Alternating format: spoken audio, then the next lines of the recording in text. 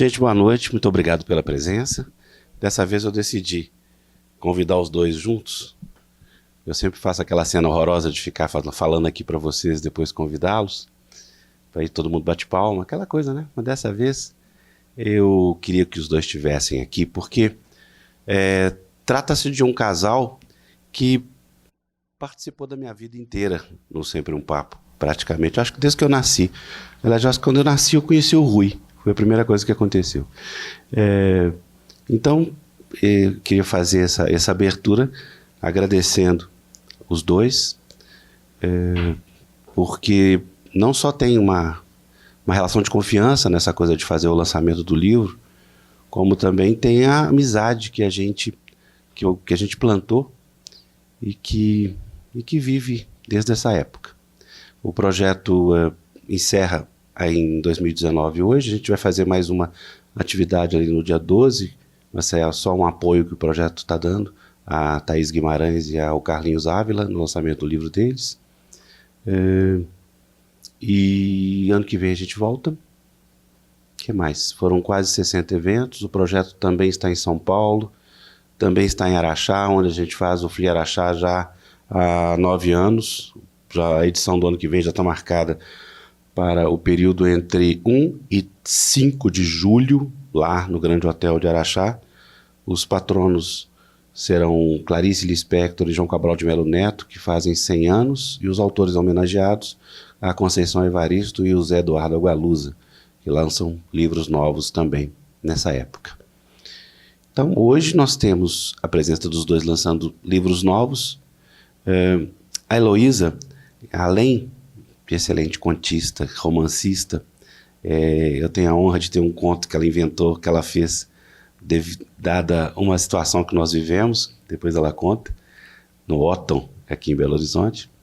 E o Rui lança o fruto de 4 anos de trabalho, onde ele, para variar, né, o Rui faz isso, né? Porque quando lançou Chega de Saudade, eu não sei se você se lembra, ninguém falava de Bossa Nova, aliás, falava mal da Bossa Nova. E assim vem acontecendo a cada um dos períodos ou pessoas que o Rui decide retratar. Garrincha, Nelson Rodrigues. Eu não esqueço nunca que a primeira coisa que disseram para o Rui, quando ele foi começar a fazer a biografia de Nelson Rodrigues, um amigo dele que virou para ele e falou assim: você vai fazer uma biografia de um cara que passou a vida inteira atrás de uma máquina de escrever? Pois vejam só o que saiu, né? E não só a Bossa Nova, mas samba canção e tantas áreas que o Rui decidiu mapear. Na verdade, é um verdadeiro mapeamento da cultura brasileira que ele fez, e esse mapeamento fez com que o Brasil, sinceramente, se reconhecesse melhor. Hoje, grande parte do trabalho do Rui está espelhado no que há de melhor no Brasil. Garrincha, Nelson Rodrigues, façam aí uma lembrança. Hein? Carmen Miranda, claro, esqueci a Carmen, né? E que nos deu... Oi, Maria Vida. Então, assim, trouxe a nossa realidade coisas que estavam esquecidas, abandonadas. E esses anos 20 no Rio de Janeiro também são uma revelação. Então, queria agradecer a presença de todos e pedir para, primeiramente, como sempre, Heloísa falar um pouquinho sobre o livro, né? A Noite dos Sonhos, e depois a gente passa a palavra dos olhos e passa a palavra para o Rui logo depois. Beleza? Bom, boa noite. Obrigada pela presença, obrigada pela referência aí à nossa longuíssima amizade, né? São, no meu caso, acho que 25 anos, ou quase. No caso do Rui, acho que 33, né, Rui? Até porque o Afonso era pobre ainda. Ele vai contar, toda vez ele conta essa história. Não, vocês se conhecem há mais tempo do que nós nos conhecemos. Quer dizer, o casamento de vocês é mais longo do que o nosso. É aquela história do Luiz Fernando Veríssimo e o Zuenir, né? Só não rolou sexo. Exatamente. Mas esse conto a que o Afonso se referiu, quer dizer, eu estou lançando esse livro de contos, né, A Noite dos Olhos, é o segundo livro meu de contos, né, surpreendentemente. Eu fiz o meu primeiro livro, foi um livro de contos, Pente de Vênus, o qual eu vim lançar aqui no Sempre um Papo, em 1995. E depois disso eu fiz 6 romances. E não tinha mais feito nenhum livro de contos. Embora eu tenha feito durante muitos anos, na imprensa, os contos mínimos, né? Que eram textos pequenos, meio conto, meio crônica, que foram bastante populares, as pessoas gostavam muito, e eu acabei fazendo várias compilações, saíram vários livros, né, reunindo esses contos mínimos. Mas um livro de contos um pouco maiores, assim, mais ou menos parecido com o Pente de Vênus, eu realmente não tinha feito mais. E agora estou lançando A Noite dos Olhos, são 18 contos, se eu não me engano, alguns pequenos, mas a maioria assim, de tamanho médio. Agora, esse conto ao qual o Afonso se referiu não está neste livro. Este conto saiu há muitos anos numa antologia pela Companhia das Letras, se não me engano, chamada Boa Companhia. E a história é a seguinte, eu acho que foi no lançamento do Pente de Vênus, a primeira vez que eu vim aqui, e o Afonso foi me buscar no aeroporto. Eu lembro que o Rui não estava. O Rui não estava. Não. A gente não tinha muita intimidade ainda. A gente estava namorando só há 5 anos, mas ele ainda estava morando em São Paulo e eu no Rio, então tinha uma certa pena em São Paulo. Tinha uma certa cerimônia. Mas aí o Afonso me trouxe e me levou para me hospedar ali no Otton, né? Que não é mais Otton há muitos anos. E quando nós chegamos, é uma coisa terrível, né? Os meus contos são sempre um pouco meio sombrios, um pouco de mistério, um pouco assim, retratando as pessoas se defrontando com o desconhecido. Então, como se fosse para ilustrar essa minha atmosfera de ficcionista, tinha uma tragédia, né, diante de nós. Quando a gente chegou no hotel, tinha um corpo na calçada de uma mulher que tinha se matado, se jogando do Otton. Ela não gostou do serviço no Otton. Ela se registrou no hotel só para se matar. Tinha acabado de morrer. E nós ficamos, evidentemente, eu e o Afonso, chocadíssimos, mas, né, entramos no hotel e o rapaz que me atendeu no balcão tremia, porque ele que tinha feito o registro dessa moça. E ele virou-se para mim e falou assim, ela se chamava Doris. E aí, na mesma hora, eu escrevi o conto inteiro na minha cabeça, que é um conto de terror, na verdade. É um conto de uma mulher que chega num hotel e ela pega o elevador e o elevador para no meio, quando ela está subindo, e ela começa a perceber uma presença. E ela não sabe o que está acontecendo. E ela chega finalmente, depois de passar momentos de terror dentro do elevador, ela chega no apartamento e está muito perturbada, e ela sai, e quando ela sai, ela fica sabendo que uma mulher se matou. Então ela tem a sensação de que aquela mulher que estava se matando se comunicou com ela de alguma maneira. Enfim, eu acabei escrevendo a história e o Afonso até hoje fala nisso, porque ele leu e ficou muito impressionado. É uma história de terror, realmente, né? Terror ao vivo, no caso. Pois é. Esse livro aqui não tem. Tem umas histórias em que as pessoas, como eu falei, se defrontam com o desconhecido, mas não necessariamente uma coisa sobrenatural. Eu gosto mais de escrever histórias assim que parecem que está acontecendo alguma coisa muito fora do comum e que depois tem uma explicação natural, né? Posso falar de uma? Pode. É um conto do livro, que é o segundo conto. É uma mulher que acorda, vai pegar o jornal debaixo da porta, o jornal está escrito em cirílico, né, que é a língua dos russos, né? Ela mora no Rio. Ela vai, de repente, ela pega outras coisas escritas, está tudo escrito, de repente, numa língua incompreensível para ela, né? Quais são outras coisas que acontecem que ela estranha tudo? É o remédio que ela toma, a caixa de remédio está escrito em alfabeto cirílico. Ou seja, de repente é como se ela acordasse numa realidade inteiramente estranha a ela, né? Incompreensível, como se ela tivesse sido abduzida e transportada para uma outra época, outro tempo, outra e cidade. ela tem uma história no passado, ela foi à Rússia no passado e viveu uma história muito assustadora, então ela começa a relembrar aquilo que ela passou e no final... Pois é, e aí de repente acontece alguma coisa que dá explicação para a história. Então, spoiler. Não vou contar, não vou contar. Assim, quase no final você tem a explicação para aquilo que está acontecendo, que é uma coisa muito simples e ao mesmo tempo terrível, né? Mas explica assim com grande lógica, embora seja uma coisa em si terrível. Esse conto eu acho... Estar na presença da autora e poder tomar certa liberdade com ela, mas eu acho uma obra-prima esse conto. Obrigada, Rui.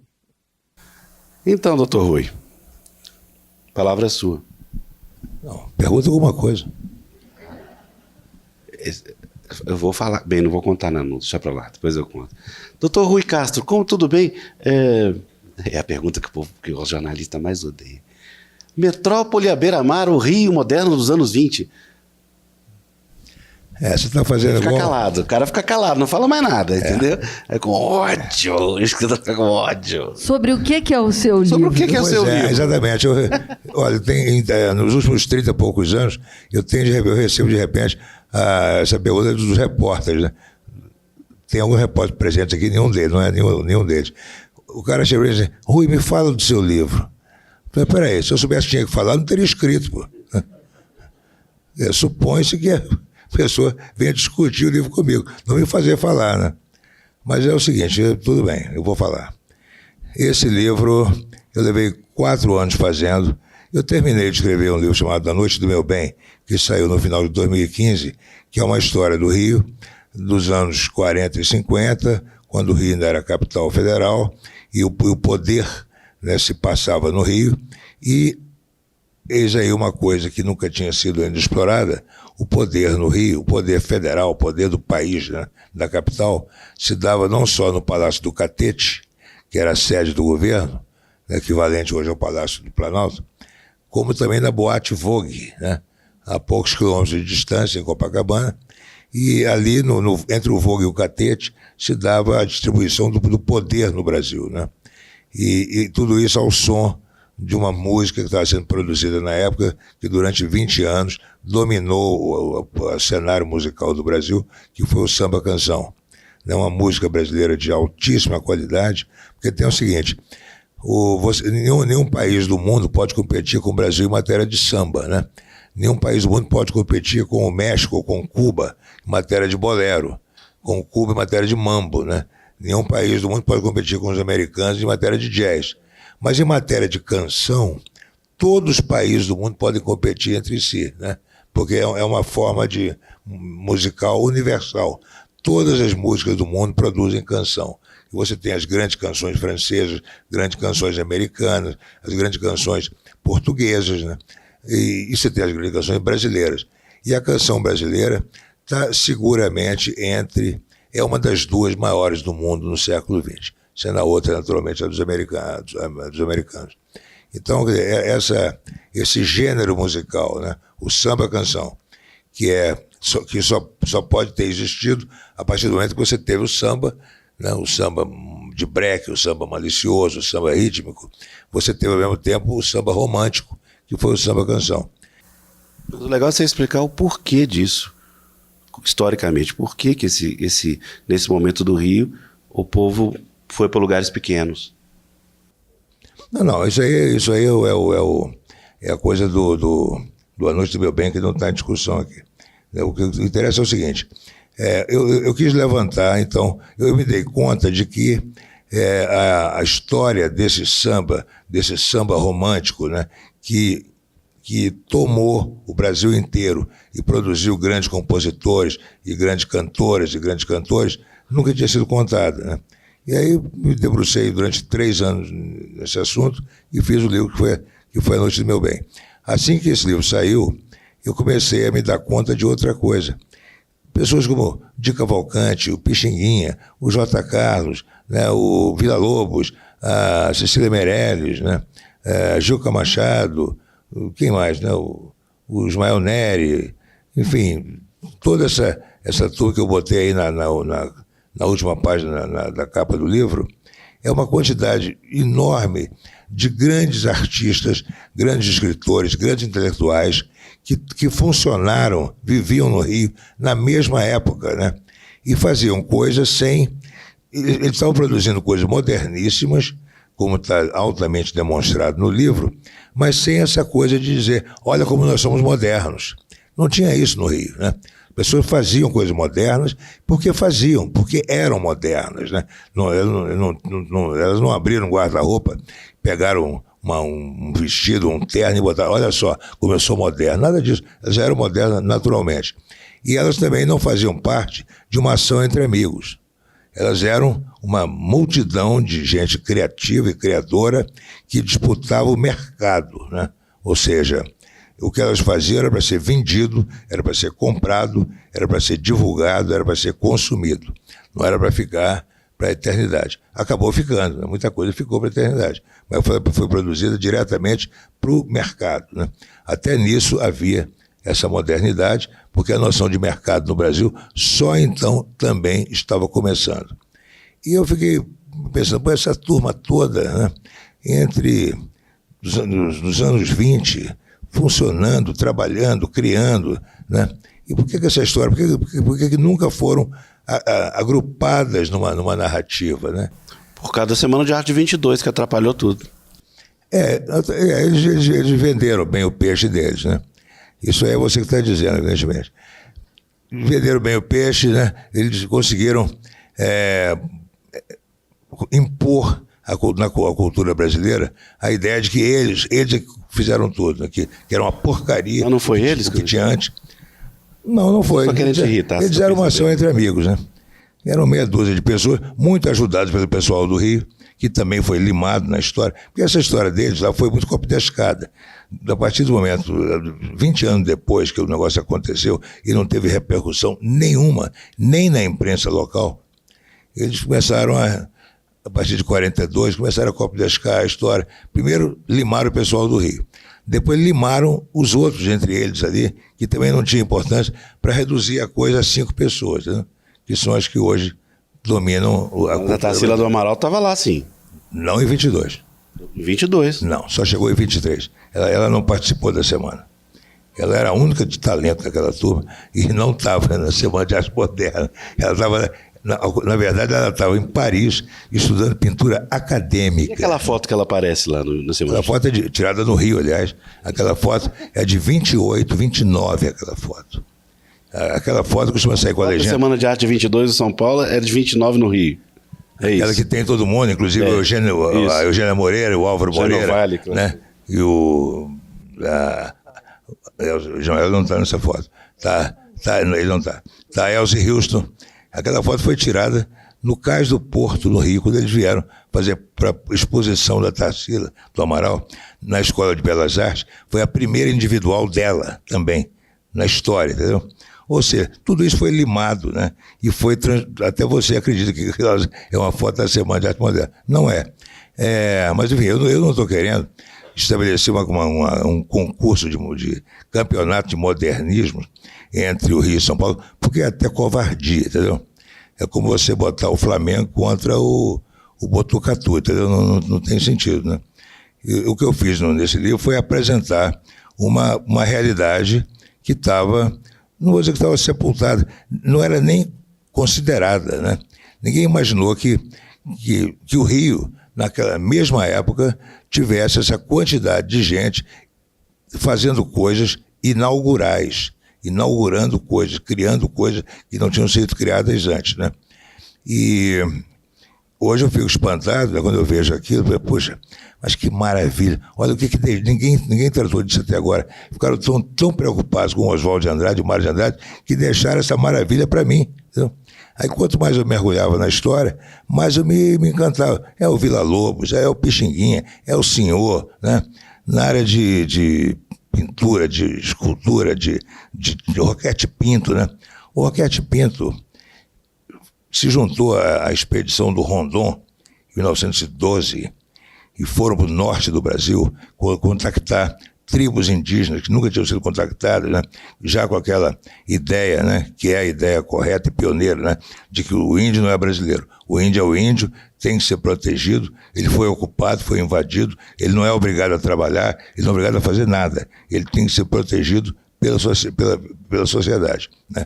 O Roquete Pinto foi como etnógrafo, polígrafo, cineasta, fotógrafo, antropólogo, sociólogo, historiador. O Roquete Pinto foi desempenhar umas 15 funções naquela expedição. Isso muito antes de ele ter introduzido o rádio no Brasil, né? Muito antes de ele ter sido o principal presidente do Museu Nacional, muito antes de ele ter criado o cinema educativo. Ou seja, esse era o Roquete Pinto, né? Não era um turista aprendiz, entendeu? Ele não viajou a turismo, né? Por que você datou esse período 19 a 30? Por que não foi a 35 a 17? Porque o Brasil realmente foi outro, a partir da Revolução de 30, né? Tudo mudou, né? O que eu datei, na verdade, é o seguinte: entre o Carnaval de 19 e a Revolução de 30. E por que o Carnaval de 19? Porque você teve,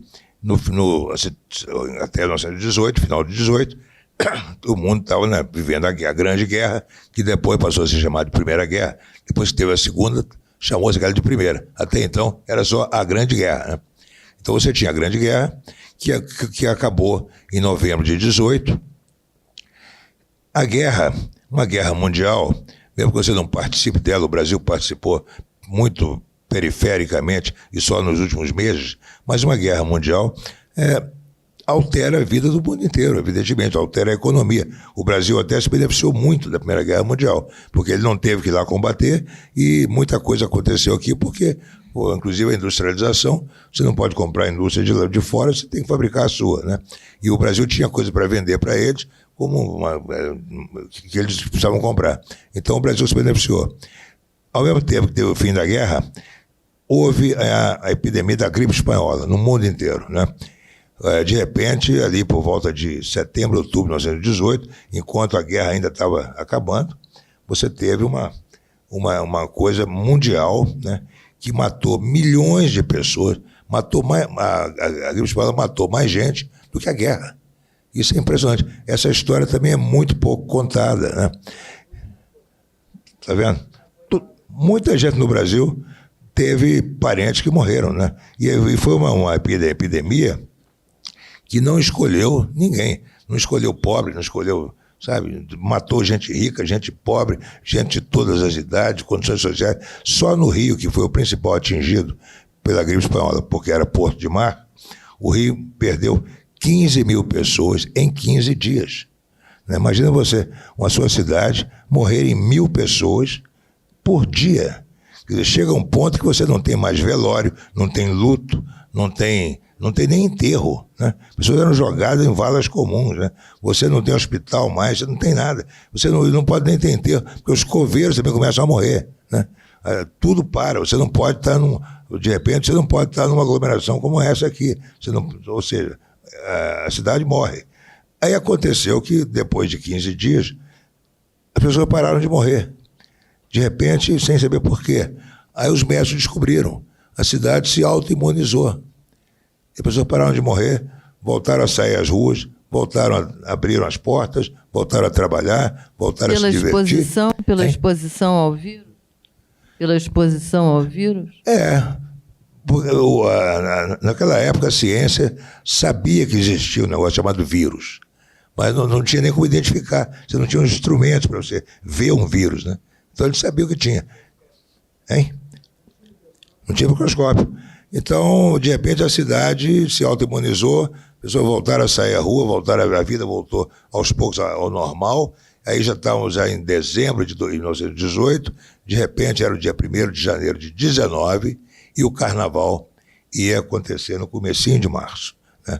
Então é o seguinte, as pessoas, hoje nós sabemos que a gripe acabou ali, mas na época não sabiam. De repente a gripe podia voltar. Sabe? De repente esse carnaval agora pode ser o último da minha vida, né? Então eu vou botar para quebrar nesse carnaval, né? E aí aconteceu essa coisa espantosa, né, a minha descrição do Carnaval de 19 no Rio, que tem, sei lá, 20 páginas, eu levei 6 meses para levantar só esse carnaval, né?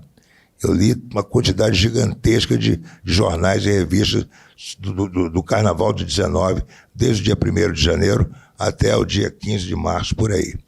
E aquilo, quer dizer, é uma demonstração de vitalidade de uma cidade, né, que estava querendo viver, querendo ingressar no mundo moderno que ia começar depois da guerra, né? Havia essa expectativa que com o fim da guerra o mundo ia renascer e eu queria fazer parte dele, né? Isso era o que as pessoas pensavam. Você conseguiu algum depoimento de um filho de alguém que contou a história, essa coisa? Não, acho que nem precisei, né? Existe só a imprensa da época, a gente dá todo o depoimento em primeira mão de tudo. O que aconteceu é o seguinte, o mundo não foi mais o mesmo depois da guerra, né? Por exemplo, os homens estavam todos combatendo nas principais cidades do mundo. Então o que acontecia? As mulheres tiveram que sair de casa, né? Mulheres que não saíam de casa para nada, porque não deixavam, os maridos não deixavam, os pais não deixavam, os professores não deixavam, os irmãos não deixavam, tiveram que sair para assumir certas funções, inclusive até mesmo na indústria bélica, né? Muitas mulheres foram trabalhar em fábricas para fabricar uniforme, né? Uma série de coisas. Isso no mundo inteiro, inclusive no Brasil, inclusive no Rio principalmente. Então você teve as mulheres saindo de casa, as mulheres ocupando os escritórios, as mulheres indo ao cinema, indo às confeitarias, indo ao teatro, né, deixando de chamar o namorado de senhor, né, chamando de você mesmo. Ou seja, muitas delas, né, amigas das filhas dos diplomatas estabelecidos no Rio. O Rio tinha 40 embaixadas de países estrangeiros, que o embaixador vinha, trazia a mulher, os filhos, as filhas, e levava uma vida normal na cidade, né, em que ele estava servindo. E as filhas deles conversavam com as brasileirinhas e diziam, olha, lá na Europa é assim, a mulher está fazendo isso, está fazendo aquilo, está tomando posições, ou seja, houve fizeram a cabeça, né, da elite carioca, que, por sua vez, isso se espraiou. O fato é que em 1920, por exemplo, essa atitude moderna da mulher, de vanguarda, de tomar posições, de ter opiniões, de tomar partido, etc., e ter um comportamento que era até meio considerado ofensivo para os mais velhos, né?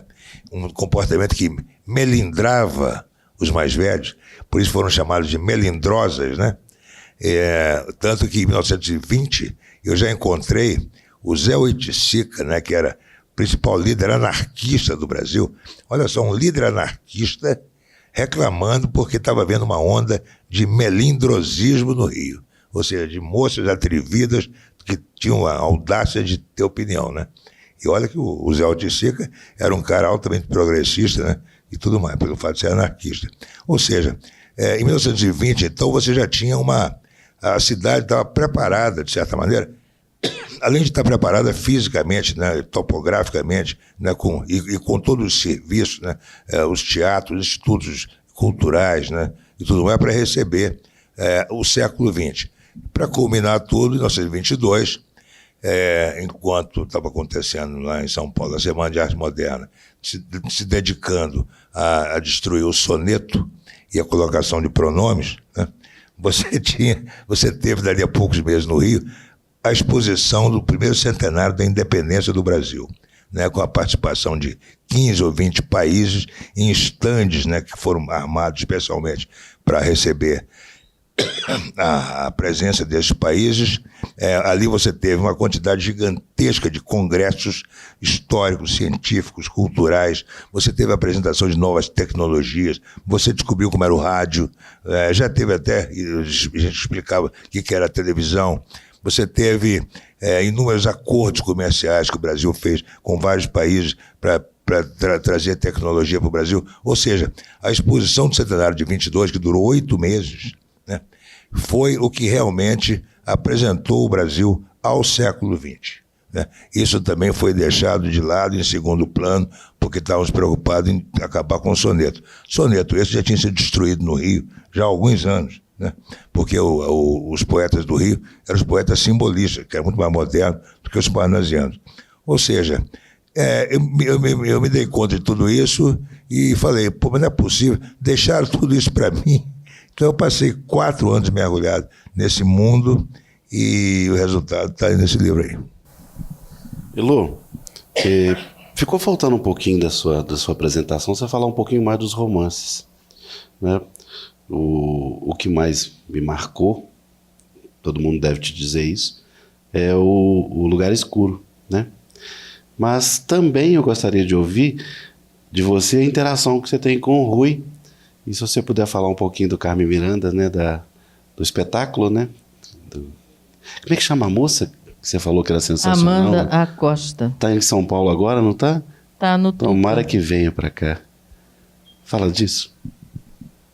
Olha, romances, né? Na verdade, O Lugar Escuro não é um romance, é uma memória. É um livro de não ficção, né? É o único livro de não ficção que eu fiz, que é sobre o Alzheimer da minha mãe. Eu tenho tido um privilégio muito grande de conviver com o Rui, né, há 29 anos e ter acompanhado essa saga que vocês ouvindo ele falar de 4 anos, eu me debrucei, ninguém pode ter ideia do que é a obsessão pela informação desse homem, né? E quando a gente começa a ler esses livros dele, a gente entende, mais ou menos, a gente tem uma ideia do que é. Uma coisa assim, absolutamente doentia, né? E, para mim, eu acho um privilégio conviver com isso, embora o Rui diga, ele vive dizendo isso, que ele morre de inveja de mim porque eu sou ficcionista, que ele diz que ele não tem a menor imaginação. Em compensação, ele é esse caçador obsessivo da informação, que é capaz de levar 6 meses atrás, como eu já contei outras vezes, atrás do nome de uma escarradeira que tinha na redação do pai do Nelson Rodrigues, do jornal do pai do Nelson Rodrigues, e ele me perturbava com isso, que ele queria descobrir a marca da escarradeira. Pelo seguinte, o livro sobre Nelson Rodrigues, um ônibus pornográfico, uma das coisas que me motivaram muito no começo, que eu queria ser capaz de descrever o funcionamento de uma redação de jornal naquela época, né? Então eu consegui pegar 3 pessoas ainda. Esse livro saiu em 92. Então eu peguei muita gente que estava nessa época, 80, 90 anos, que não só conheceram o pai de Nelson Rodrigues, como trabalharam no jornal do pai de Nelson Rodrigues. E quem eram essas pessoas? Você próprio conheceu. Um era o Nássera, caricaturista. O outro, Barbosa Lima Sobrinho. E o outro era o Evandro Lins e Silva, o advogado. Todos eram homens de mais de 90 anos, que foram jornalistas uma época da vida, e conheceram, e o Nássera, inclusive, trabalhou dentro da redação do jornal do pai do Nelson. E eu perguntava para ele, como é que era? Tinha máquina de escrever? Tinha uma. Tinha telefone? Tinha um telefone. Como é que as pessoas escreviam? Escreviam à mão. Sim, mas como? Com caneta, tinteiro? Não, escrevia basicamente com pena. Aquela pena que você molha. Qual era a marca da pena? Qual era a marca da tinta? Que papel você usava? A pena de que bicho? Não era aquela pena de Ele pluma, é insuportável. E qual é o papel? Era o papel almaço, né? Ou seja, eu tinha uma descrição física da redação. Esse pessoal na época usava muito escarradeira. Tinha escarradeira? Claro, tinha que ter escarradeira. Pessoal, que marca era? E agora você me pegou, não sei. Tenta lembrar, não lembrava. Qual era a marca da máquina de escrever? Do telefone todo mundo sabia. A marca da escarradeira ninguém sabia. E eu comecei aí atrás dessa informação, levei 6 meses, né, preocupado, que eu não achava, estava faltando isso, entendeu? A marca da escarradeira. Aí você vai dizer assim, mas por que importância tem isso? Esse é o próprio aluno me perguntou, que importância tem isso? A minha resposta era a seguinte, realmente não tem importância. Se eu descobrir um dia essa marca, eu vou botar vou escrever, eu vou botar no texto, ninguém vai prestar atenção, ninguém vai dar a menor importância a isso. Mas eu descobri, isso é importante para mim, pelo seguinte, eu me propus a achar essa informação. Eu não posso desistir dela enquanto eu não encontrar.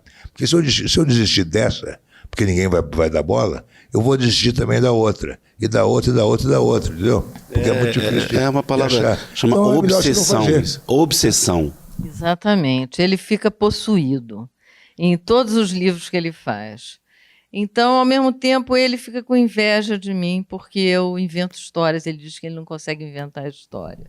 Eu não consigo inventar histórias. E aí é uma relação realmente interessante, né? Porque eu, por exemplo, me meto em tudo que ele faz, ele me dá todos os capítulos um a um para ler, a gente discute. E eu, como escrevo ficção, que eu acho que é uma coisa mais, assim, que, sei lá, vem de um lugar misterioso dentro da gente, eu não gosto de contar nada para ele. Ontem, por exemplo, eu cometi o erro de contar o título de um romance que eu estou escrevendo. Ele já começou a me perturbar. Porque, em geral, quando eu estou escrevendo, ele fica tentando me subornar. Mas sobre o que é?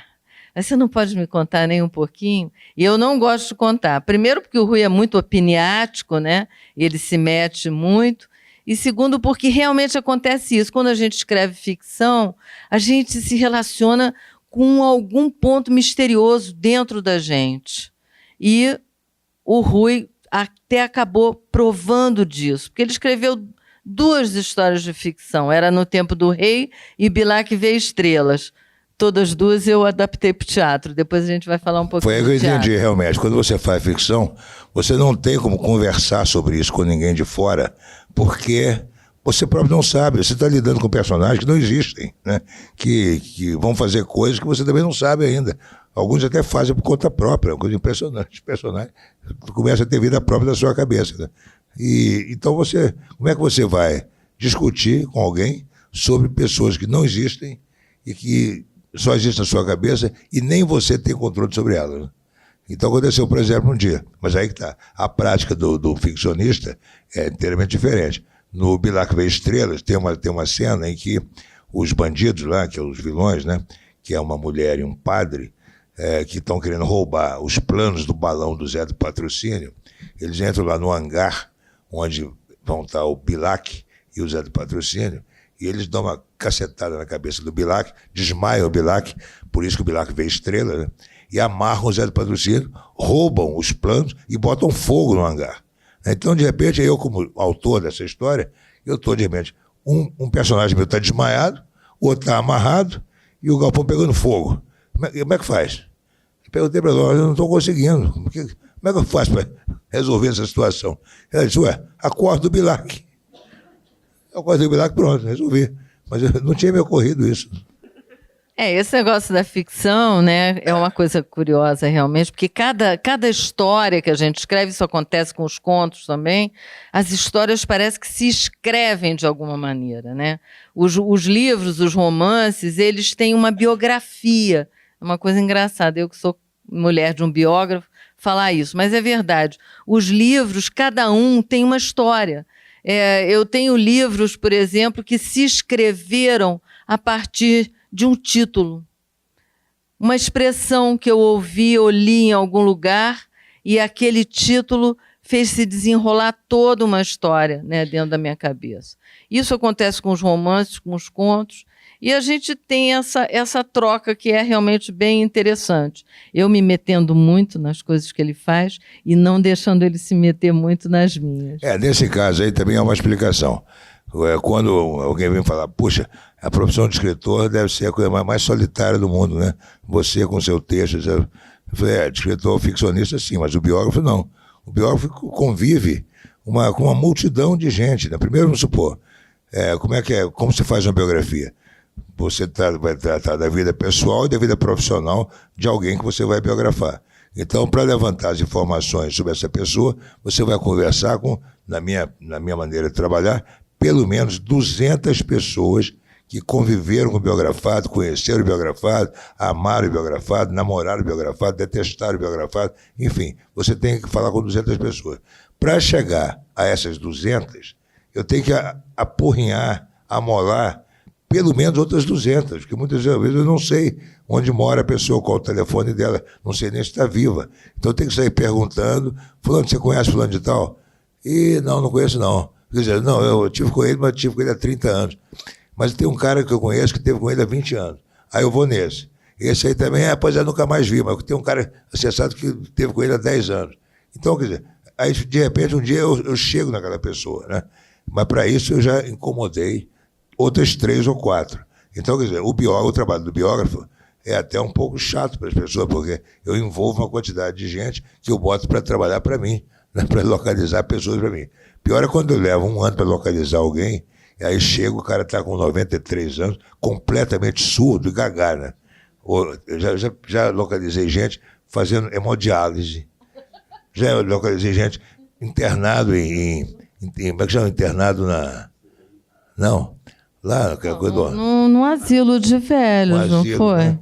Não, o Rui, quando estava fazendo A Noite do Meu Bem, ele andava... Hã? Foi?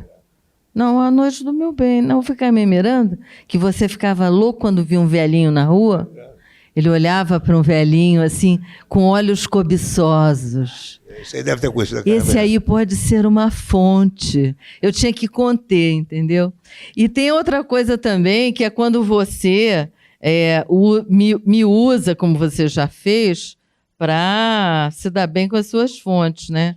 O Rui, quando estava fazendo o Anjo Pornográfico sobre o Nelson Rodrigues, tinha aquelas irmãs loucas, né? Quantas irmãs eram? Mas o Nelson Rodrigues, todas loucas. Eram Quantas 5. eram? 5 5, todas velhinhas já na época. E o Rui ia lá na casa de uma delas, se reunia com elas. As outras iam também. Todas iam para participar da conversa. E o Rui queria mexer lá nos documentos, nos papéis, nas cartas, e elas ficavam atrapalhando. Então ele me fez ir com ele, para eu ficar distraindo as velhinhas na sala, enquanto ele manuseava à vontade a documentação. E eu fui. E olha, foi uma experiência fantástica. Porque eu, na época, eu já tinha... Porque o Rui é assim, né? Como ele é obsessivo, ele contamina todo mundo em volta com os assuntos que ele está estudando, né? Então, lá em casa ficou todo mundo fã da Carmen Miranda, todo mundo leu todas as peças do Nelson Rodrigues. É uma coisa assim obsessiva que vai realmente se espalhando, né? Como uma erva, eu não vou dizer daninha, porque é uma coisa boa. Então, eu tinha lido todas as peças do Nelson, eu já gostava de Nelson Rodrigues, mas estava completamente apaixonada pelo Nelson Rodrigues, e, de repente, eu me vi naquela sala. Era um apartamento no Flamengo, meio escuro, com umas cortinas de veludo drapeado, assim, uma coisa bem assim, sombria, né? E eu na sala com aquelas 5 velhinhas loucas e todas apaixonadas pelos irmãos, apaixonadas, todas incestuosas. Eu falei, eu estou dentro de uma peça do Nelson Rodrigues. Não é possível. Foi uma experiência fantástica. Fora a nossa visita à dona Anita Schmidt, né? Irmã do Augusto Frederico Schmidt, e apaixonada pelo Roberto Rodrigues, irmão do Nelson, que tinha morrido 60 anos antes. E ela cega, e ela de trancinhas. E ela falava assim, eu fecho os olhos e sinto o cheiro dele. É total Nelson Rodrigues, não é não? É uma viagem. Mas então, falando só um pouquinho mais... E aí, das minhas coisas, um pouquinho. Eu queria falar um pouquinho do Lugar Escuro, que já é um livro totalmente diferente de todos os outros que eu fiz, porque é, como eu falei, uma memória do Alzheimer da minha mãe, que é um livro que foi assim muito marcante para mim. e acabou virando peça de teatro, que eu adaptei. Foi uma experiência fantástica como peça de teatro, porque é um assunto que mexe muito com as pessoas. O livro mexia muito com as pessoas. Quando eu ia a algum lugar conversar sobre o livro, sempre havia uma catarse, uma pessoa que me abraçava chorando, e que uma vez eu dei uma entrevista para uma televisão, o câmera, quando terminou, saiu de trás da câmera e veio me abraçar soluçando, porque as pessoas se identificavam com aquilo quando tinham uma história na família, que é hoje uma coisa muito comum, porque as pessoas vivem muito, e eu adaptei para o teatro. E no teatro, então, foi outra história de identificação, né, entre o público e as atrizes. Foi uma experiência fantástica, O Lugar Escuro. Sendo que teve uma leitura do Lugar Escuro num Instituto Cultural lá do Rio, em que uma leitura dramática, né, quer dizer, as atrizes só leem a peça ali na frente da plateia, e quem interpretou, se ofereceu para interpretar a mãe da Elô, foi quem mesmo? Fernanda Montenegro. Foi outra história fantástica. Mas aí, por causa disso, eu acabei começando a mexer com o teatro, que é uma coisa que eu nunca tinha feito na vida. E aí eu adaptei, eu e a minha filha, que é minha parceira nessas coisas, nós adaptamos e fizemos musicais justamente com as duas ficções do Rui. O Era no Tempo do Rei e o Bilac Vê Estrelas. Foram 2 musicais que foi assim, uma experiência deliciosa, e tiveram ambos assim, carreiras muito interessantes. O Era no Tempo do Rei ficou só no Rio, mas o Bilac a gente conseguiu fazer uma temporada em São Paulo. O importante desses musicais é que, pela primeira vez no Brasil, isso há alguns anos já... Primeira vez não, mas não é comum, né? Não é nada comum, né? Naquela época não era nada comum. Naquela época não era. Você fazer um musical com música feita para o espetáculo, né? Ou seja, canções feitas para contar aquela história. E no caso do Era no Tempo do Rei, quem fez a música e letra? Carlinhos Lira e Aldir Blanc, né? No caso do Bilac, Ney Lopes, né? Ou seja, eram canções extraordinárias. É claro que não houve disco, não houve DVD, porque naquela época não se entendia como que você vai fazer um musical com música que ninguém nunca ouviu antes, né? Ou seja, mas como? Então, você fazer musical sobre Elis Regina, Simonal, ou não sei o que, é mole, né? Você faz musical com música de parada de sucesso. Agora, uma peça original, um texto original que nunca foi encenado, com música que nunca foi ouvida, com dança que não foi vista, ou seja, era uma coisa que o Brasil não estava preparado para isso naquela época, há 5 ou 10 anos atrás. Mas como a gente faz também musicais com músicas que todo mundo já conhece, eu e a Júlia fizemos um espetáculo infantil sobre a Carmen Miranda, porque, como eu falei antes, né, o Rui contamina todo mundo, então a família inteira ficou completamente apaixonada pela Carmen Miranda, e principalmente pela Carmen Miranda dos anos 30, antes dela ir, né, para os Estados Unidos. Então, fizemos esse espetáculo no ano passado, e agora ele reestreou no Tuca, lá em São Paulo, e é uma graça, está um sucesso, e é com a Amanda Costa. Que o Rui falou que é impressionante, tá maravilhoso, né, Rui? Você falou que ela é impressionante. Eu fiquei besta, eu falei para ela, Amanda, você é a melhor Carmen Miranda que já existiu depois da Carmen Miranda.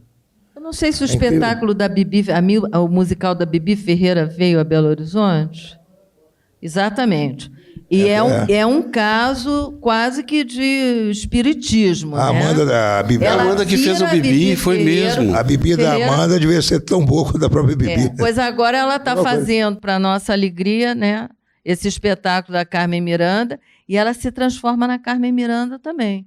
Falando, é igualzinho, ela canta para burro, e é uma graça o espetáculo. É um espetáculo que a gente concebeu como um espetáculo infantil, mas acabou que vai gente de todas as idades.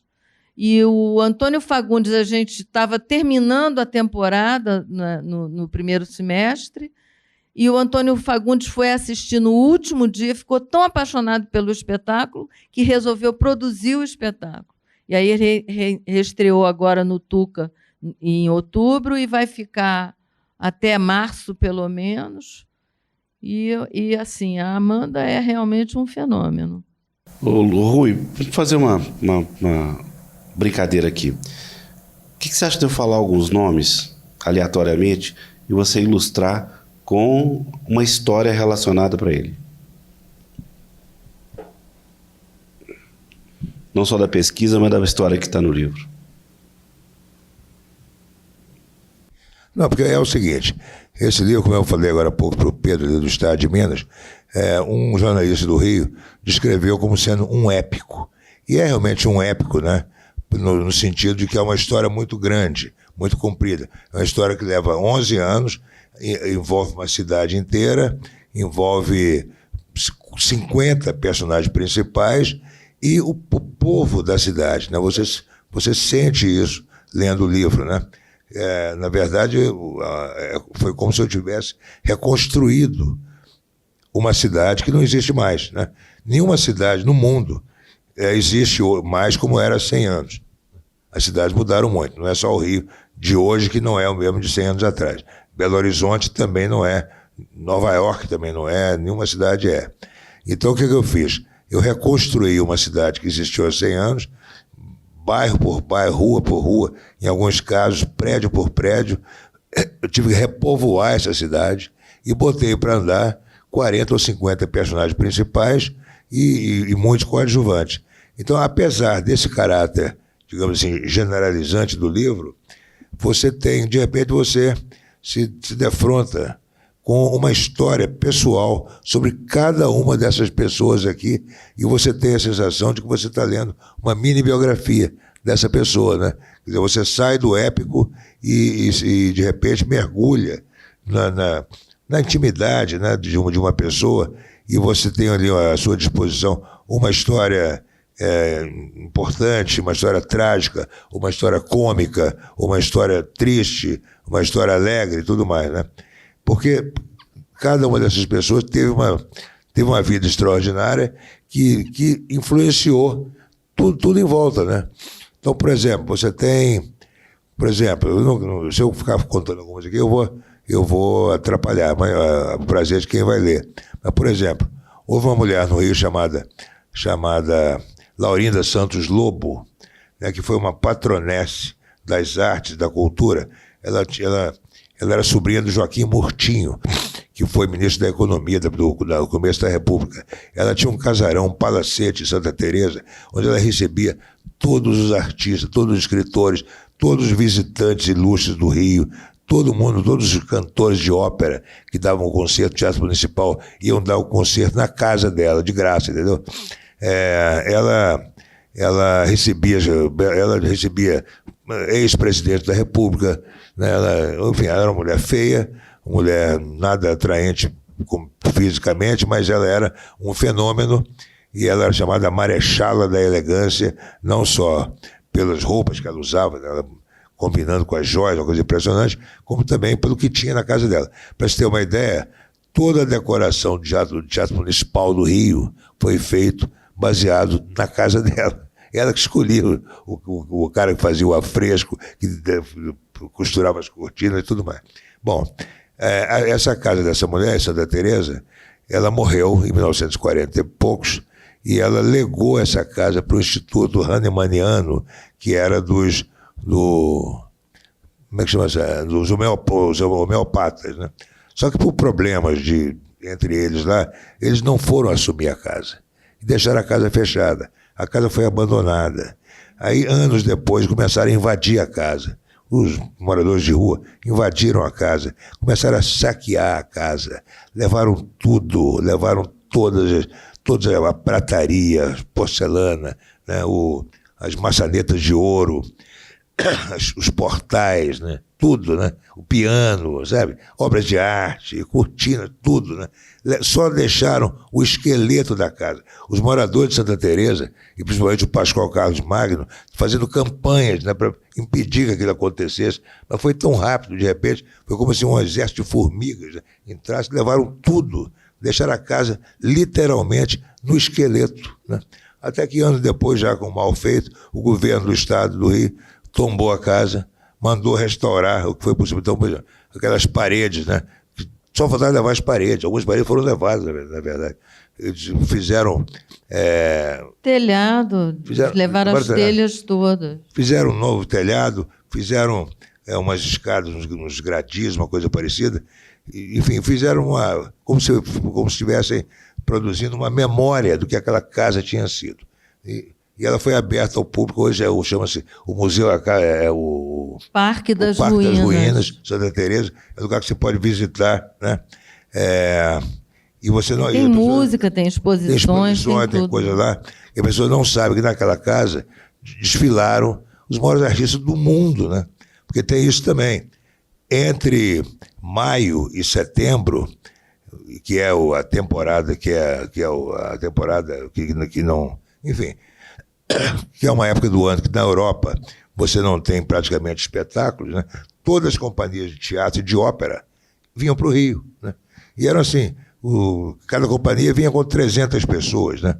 Entre atores e coro e orquestra, né? E coadjuvantes, e técnicos, e diretores, e operários, e costureiros, né? Então, de repente, assim, vinham 10 companhias por ano para o Rio, cada qual com 300 pessoas, ocupavam o Teatro Municipal, o Teatro Lírico e outros durante 5, 6 meses, né?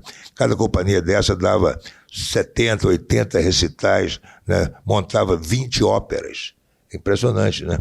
E todo esse pessoal ia para a casa da Laurinda. É impressionante isso, né?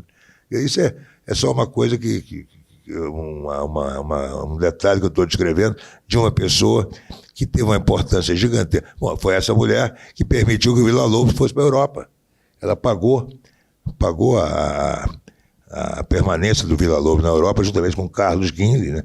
Um dos primeiros Guinle e tudo mais. Foi essa mulher que descobriu a Nair de Tefé, né? Como a caricaturista, que depois se casaria com o Marechal Hermes da Fonseca, presidente da República, 30 anos mais velho do que ela, se tornaria a primeira-dama, abandonaria a caricatura que ela publicava em jornais, mas ela deixou só, como eu descobri agora, ela só deixou de publicar, porque ela continuou desenhando.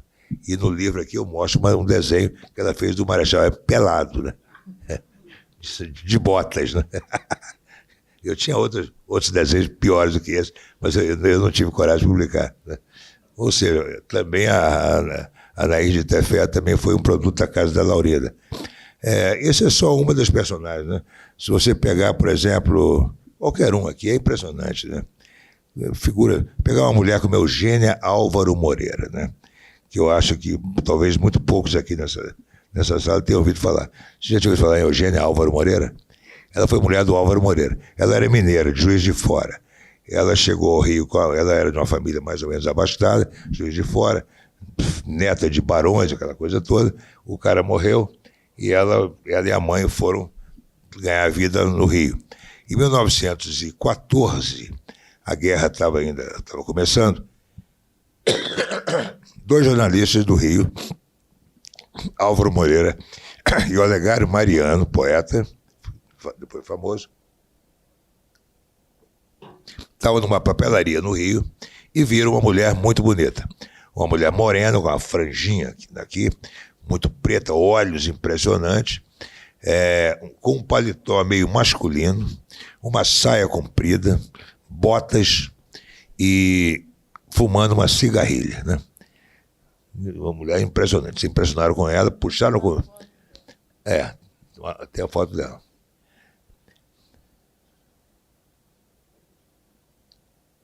Está antes. Não, está depois.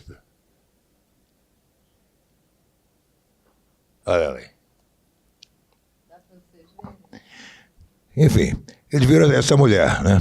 E puxaram conversa com ela, e ela E ela conversou normalmente com ele e disse, olha, quando ela soube que ele era jornalista, ela disse, pô, eu também quero ser jornalista, mas eu não quero ser cronista, não. Cronista tem muita mulher cronista, a Júlia Lopes de Almeida, a Carmen Dolores, a Crisanteme. O Rio tinha uma quantidade enorme de mulheres cronistas nos anos 10 e 20, né, que eram muito bem pagas, inclusive, né, eram profissionais da imprensa. Então, eu não quero ser cronista, eu quero ser repórter. E o repórter na imprensa brasileira daquela época era quase uma abstração. Você tinha pouquíssimos repórteres, né? A nossa imprensa no começo do século era aquela imprensa meio literária, né? Meio beletrista. Não era aquela coisa da imprensa americana de ir buscar informação e escrever uma coisa, narrar uma notícia, né? Quem começou a fazer isso foi o Irineu Marinho, pai do Roberto Marinho, quando ele fundou o jornal À Noite. Mas, enfim, essa moça chamava-se Eugênia Brandão, ela disse para o Álvaro Moreira, olha, eu quero ser repórter. Aí eles levaram a Eugênia a um jornal que achou aquela ideia maluca, não quis, levaram num outro jornal que aceitou ela como repórter. E ela teve a seguinte ideia, estava tendo um caso lá maluco, né, de um assassinato, um crime conjugal, o marido matou a mulher para ficar com a amante, e essa história sacudiu o Rio durante semanas, e aí finalmente essa amante, que não foi presa, ela se internou num asilo de freiras, né, para limpar um pouco a barra, e depois o cara tirou ela de lá, casou, fugiu, se casaram, quase confessando o crime, né? Mas a Eugênia teve a ideia de se plantar nesse asilo para saber como é que tinha sido a experiência dela dentro do asilo. Então ela se vestiu de mocinha, né?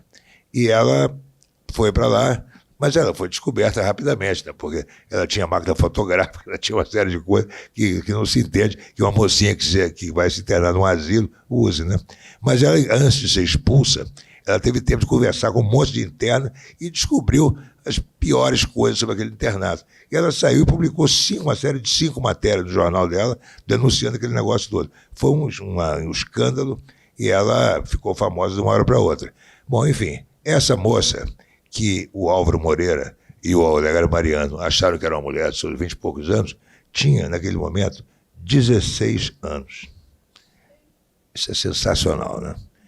E o que aconteceu? Aí ela era uma mulher alta, ela tinha 1,70 m e poucos, altíssima na época. O Álvaro Moreira era 12 centímetros mais baixo do que ela, 10 anos mais velho, tinha uma cara de passarinho, né? Não era um homem atraente, mas era um homem extremamente inteligente, uma grande sensibilidade, né? De uma personalidade fabulosa. Ela se apaixonou por ele, ela abandonou a profissão, eles se casaram, ela adotou não apenas o sobrenome dele, contrariando as feministas da época, que já achavam que a mulher não devia usar o sobrenome do marido. A Eugênia, que era feminista à maneira dela, adotou não apenas o sobrenome do marido, que é Moreira, como o próprio prenome do marido. Ela se tornou Eugênia Álvaro Moreira, né? Sensacional. E ela teve 8 filhos de cara, né? Durante 8 anos teve 8 filhos com ele, dos quais 2 morreram na espanhola. Até que depois do 8º filho, bom, agora chega, vamos voltar à vida real. Ela voltou, ela se tornou uma atriz, se tornou diretora de teatro e se tornou principalmente a renovadora da declamação no Brasil. Você tinha milhares de salões, né, no Rio, no país inteiro, você tinha aquelas sessões de declamação, em que as declamadoras, né, declamavam aqueles poemas altamente conservadores e parnasianos, fazendo olhinhos, fazendo boquinhas, fazendo mãozinhas, né? Era um espetáculo de um certo ridículo, né? De repente a pessoa ficava mais interessada em ver as mãos da declamadora do que prestar atenção no poema que estavam declamando. A Eugênia acabou com isso, né? Ela passou a declamar a seco, interpretando cada verso ou cada frase como devia ser interpretado. Quer dizer, ela modernizou de uma hora para outra a declamação no Brasil. Quer dizer, hoje nem se imagina, né, que você faça uma declamação toda cheia de canastronismo, né? Você vai ler um texto com uma certa dignidade e secura. Foi a Eugênia Moreira que inventou isso. Quer dizer, assim como a Eugênia Moreira, tem uma outra grande quantidade de mulheres, como a Gilca Machado, poeta, que num atrevimento, né, temático e erótico impressionante, também começou com 16 anos. Você tem a Albertina Berta, romancista, Você tem a Mercedes Dantas, romancista, que depois se tornou uma grande educadora. Cecília Meirelles, que também, nessa época, era mais conhecida como educadora do que como poeta. Você tinha a Chrysantheme, né?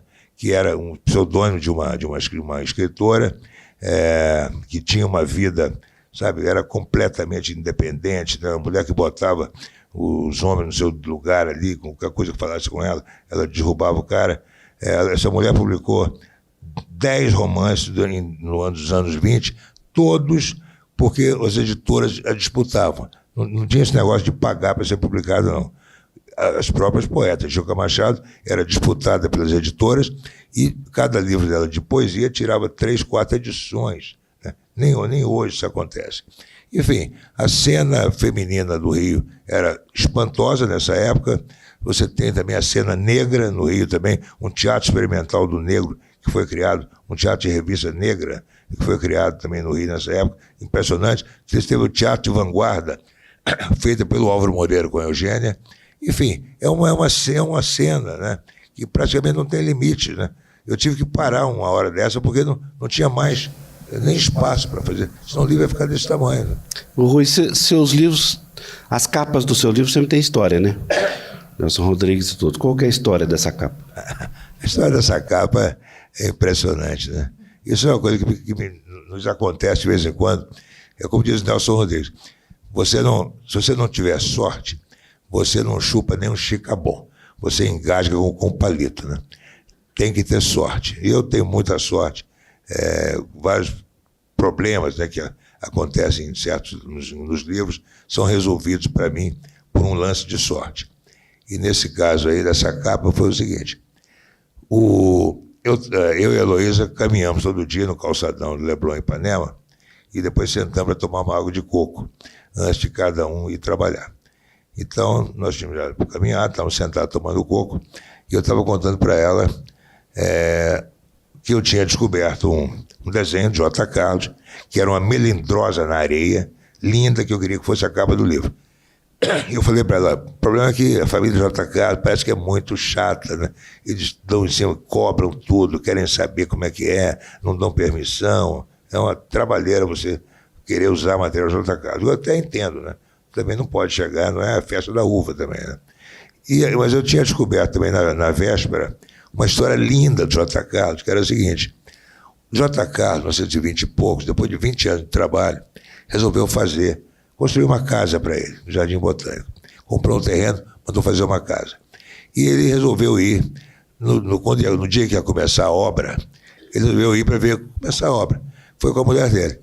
E ele teve a ideia de botar uma pedra fundamental, simbólica, para começar a obra. Mas não tinha nenhuma pedra ali à mão. Então o que ele fez? Pegou um lápis, fez ponta no lápis e cravou o lápis na terra. E disse, essa é a pedra fundamental da nossa casa. Por que isso? Porque o lápis é um grafite. E o grafite é uma pedra. Né?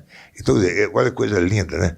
Ele fez a casa dele em cima do lápis com o qual ele ganhava vida há 20 anos. História comovente. Então a gente está lá, eu estou contando essa história para ela, e a gente está lá empolgado, emocionado com essa história. E aí chegou a hora de ir embora, eu falei, sem relógio, eu falei, não, precisamos ir embora, né? Que horas tem? Eu não sei. Aí eu me virei para a calçada e vi passando uma pessoa, por favor, tem horas? Aí o cara disse assim, ô Rui, eu tenho muito prazer em te dizer que são 10h20 da manhã e que eu sou fã de você e da Heloísa, eu acompanho vocês há anos, eu leio tudo que vocês escrevem, eu sei cada quiosque do calçadão que vocês se sentaram durante esses últimos anos. Vocês no começo sentavam aqui, depois passaram para cá, não sei o que terá. E eu sou neto do J. Carlos. É impressionante. Né? Eu fiquei todo arrepiado. Falei, olha, eu estou acabando de contar para a Heloísa aqui a história do lápis, porque você deve conhecer, claro, pois é. Sabe, que eu quero botar ele na capa, e que eu queria fazer um contato com o Cássio Loredano, que trabalha com vocês, para conseguir autorização para usar o desenho na capa. É uma capa da revista Para Todos, assim, sabe? Seu Rui, não precisa falar nada. Tudo que for de J. Carlos é seu. Pode usar o que você quiser. Impressionante, né? Elo, para encerrar, conta só a história do que não é nem ficção nem romance. O Oitavo Selo.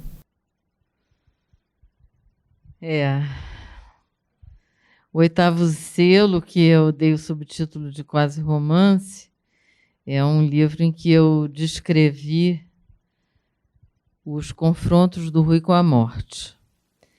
Porque o Rui, vocês estão vendo aí, essa figura aí, leve, né, engraçada e tal, mas já aprontou muitas, né?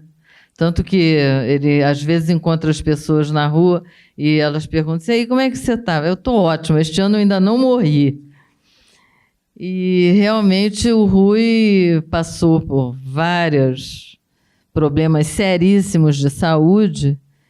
E o que mais me impressionou ao conviver com pelo menos alguns desses problemas, né, é a maneira como o Rui se salvava pela palavra.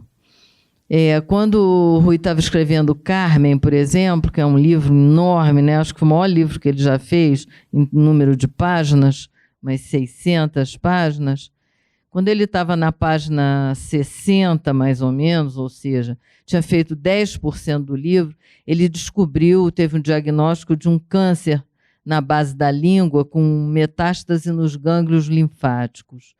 Uma coisa gravíssima, já com uns certos, né, num estágio já mais adiantado, e uma coisa apavorante. E eu estava com ele no dia que a gente foi ao oncologista, que ele teve esse diagnóstico, né? E assim que a gente saiu da sala do médico, ele virou para mim e falou assim, vai atrasar o livro. E assim, eu testemunhei em inúmeras ocasiões o Rui plugado, né, em vários soros, ou, enfim, aparelhos de todo tipo, copidescando livros, fazendo anotações, escrevendo em pé, porque não conseguia se sentar de dores, enfim, é uma saga desse homem, sempre se recusando a morrer porque tinha um livro para terminar. Era uma história assim, igual a história da Sherazade, né? Obrigado. Que conta a história para não morrer. E eu apreciando essa loucura toda ao longo dos anos, porque o Rui teve 2 cânceres, um infarto e uma encefalite, e ele já tinha tido outras histórias de confronto com a morte antes de me conhecer, essas são as que eu assisti, eu achei que isso dava uma história. Mas eu não queria fazer uma coisa como o Lugar Escuro, eu não queria fazer uma memória, eu queria fazer uma coisa meio romantizada, né? Apenas ficcionalizando assim, algumas cenas e tal. E acabou resultando nesse livro, O Oitavo Selo, que se chama O Oitavo Selo, em referência ao 7º selo do Bergman, né? Que também é uma história de um cara que joga xadrez com a morte para adiar a morte. E foi um outro livro assim que, assim como O Lugar Escuro, provocou assim mexeu muito com as pessoas, né? Em várias ocasiões a gente participou juntos, né, de conversas, e as pessoas muito mexidas, porque realmente ficou um livro muito emocionante, porque a história é realmente incrível, é uma história... Mas tem final feliz, o personagem não morre. Tem final feliz. Tanto que o 8º selo, né, são 7 confrontos com a morte. O 8º é o que está em aberto, né? Então é a vida. E foi também um livro que me deu muita felicidade de escrever e que funcionou, como a maioria dos livros que eu escrevi, para tirar fantasmas, tirar sombras de dentro de mim. Que eu escrevo muito por isso. De uma certa maneira que nem ele, né? Eu também escrevo para não morrer. Eu também escrevo para tirar o medo de dentro de mim. Então, depois que eu passei por todas essas últimas, né, coisas que ele aprontou, e eu fiquei com insônia, eu fiquei com milhões de coisas, e quando eu escrevi O Oitavo Selo, eu fiquei boa. Seu Rui, só pode encerrar para a gente, por favor? Eu tenho muito orgulho desse livro, Metrópole da Beira-Mar, não só pelo tempo que levou e que eu consegui chegar ao fim dele, mas também pelo que o resultado eu acho que eu consegui chegar, né? Eu acho que esse é o melhor livro que eu fiz e até pelo tamanho, pela dimensão do universo que foi retratado, nesse momento eu não sei se eu terei gás, né, para fazer um outro igual a esse, né? Tempo eu sei que eu vou ter, não sei se vou ter gás, porque é muito complicado você lidar com isso. Quer dizer, comparado com uma biografia em comparação com isso é fácil de fazer. É claro que é difícil também, exige uma entrega total. Mas, tecnicamente falando, a biografia é o seguinte: a pessoa nasce aqui, morre aqui, e você tem essa vida aqui. É um esqueleto, né? É uma coluna vertebral, a vida da pessoa. E você passa 2, 3, 5 anos recolhendo informações, checando, etc., e você vai colocando as costelas, né? Então, no final do trabalho, você ressuscitou uma pessoa. Tudo bem, não é mole, mas você faz, né? Ressuscita uma pessoa. Nesse caso, como eu falei, é diferente. Eu reconstruí uma cidade que não existe mais, e foi reconstruída bairro a bairro, rua a rua, lugar por lugar, e foi povoada e foi e protagonizada por 40 ou 50 personagens principais. Sendo que quando você começa o trabalho, você... Passa para mim, por favor. Você não sabe como ainda vai ser, né? De que você vai tratar, entendeu? Então aqui, por exemplo, está o que aconteceu no Rio entre o Carnaval de 19 e a Revolução de 30. Eu pergunto aqui, a resposta é tudo, simplesmente tudo, né? Aí o cenário, o que eu investiguei? Uma cidade em convulsão na imprensa, na literatura, na música popular, na ópera, no teatro, nas artes plásticas, no cinema, na caricatura, na praia, na ciência, na arquitetura, no futebol, na luta das mulheres, nos costumes, no sexo e nas drogas. Isso, na verdade, é só metade do que o livro tem, né? Quer dizer, tem outros universos, né, que o livro também explora. Só que quando você vai começar o trabalho, você não sabe disso ainda, né? Porque, na verdade, é o seguinte: se eu soubesse que era impossível, eu não teria feito, né? Eu só cheguei ao fim, mas não sabia que era impossível. E você vai de cada universo, cada tema desse é um universo em si, né? Que também você não pode explorar demais, senão você perde o caráter épico da coisa, o caráter cinemascópico, digamos assim, da coisa. Mesmo assim, eu pude, como eu falei, enquanto estou tratando do telão geral, mergulhar em dezenas de personagens e contar uma história pessoal dessa pessoa, que é uma coisa que não só é importante para a narrativa em geral, como você vai ver que é uma história que te estimula, entendeu? Ou seja, poxa, eu não sabia que essa pessoa era tão grande, sabe? Era tão, como ser humano, era tão importante, né? Você vai ver, por exemplo, os ataques que o João do Rio sofria, né? Por ser gordo, por ser homossexual e por ser mulato.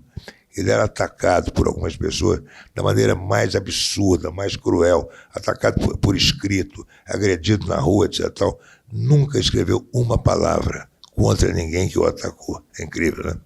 Você vai ver, enfim, o drama do Lima Barreto, né, que as pessoas tratam de maneira romântica. É o boêmio Lima Barreto. Não era boêmio nada, era um homem doente, era um alcoólatra em último estágio, né? Tinha delírio tremens, tinha tudo, sabe, vivia imundo pelas ruas, né? Todo urinado na esquina, entendeu? E por causa disso, por ser essa pessoa que aqui também tinha um temperamento terrível, né? Um problema brutal com o mundo e consigo próprio, ele não conseguia ter a aceitação pessoal que ele poderia ter tido, embora fosse reconhecido como um grande escritor, né? Ou seja, você vai ter pela primeira vez uma visão do Lima Barreto, que eu acho que toda essa epidemia de Lima Barreto que nós tivemos aí nos últimos anos não chegaram a esse ponto. É uma coisa que eu me senti muito autorizado para escrever, por entender um pouco do problema de alcoolismo, do qual eu tratei no livro do Garrincha, e pela experiência pessoal em relação a isso. Ou seja, são inúmeros casos, inúmeros personagens, né, que eu acho que são inspiradores, sabe? Pois eu não sabia que o fulano de tal era tão admirável, ou tão trágico, ou tão triste, ou tão alegre, ou tão engraçado, ou tão corajoso. Geralmente isso, né? Enfim, olha, é um trabalho do qual eu me orgulho muito, e tanto que agora, a partir já esse ano que vem, vou tirar férias de história e biografia. Não, tirar Ele férias sempre de fala isso história quando e termina o biografia, livro. E vou tentar, vou me atrever a fazer um romance cujo personagem é Dom Pedro II, um romance que se passa no Segundo Reinado, naturalmente, não vou dizer mais nada, mas o problema é esse. Como eu não tenho a menor imaginação, eu tenho que usar uma coisa que aconteceu com ele de verdade, explorar, estudar, entendeu? Eu tenho uma prateleira só de livros sobre o Segundo Reinado, só sobre ele, só sobre essa época da vida dele. Ou seja, quando se trata de ficção, eu tapeio, entendeu? Na verdade, eu faço documentário e invento uma história no meio, né? Mas é só isso. Na verdade, não é de fruto da imaginação, é fruto também de dedicação e mergulho naquele cenário. Ô, Rui, que você demore. Não, eu ia falar que, só para terminar, sobre o Metrópole à Beira-Mar, que foram 4 anos trabalhando feito um louco, e você não morreu nenhuma vez. Não, só fiz um implante de Ia 8 falar dentes. coisa parecida. Que bom. Que demore anos e anos e anos esse 8º selo a ser aberto, pra gente ler muitos livros seu ainda, viu? Muito obrigado. Isso aí. Obrigada. Obrigado. O Rui Ailô tá autografando lá fora. Obrigado.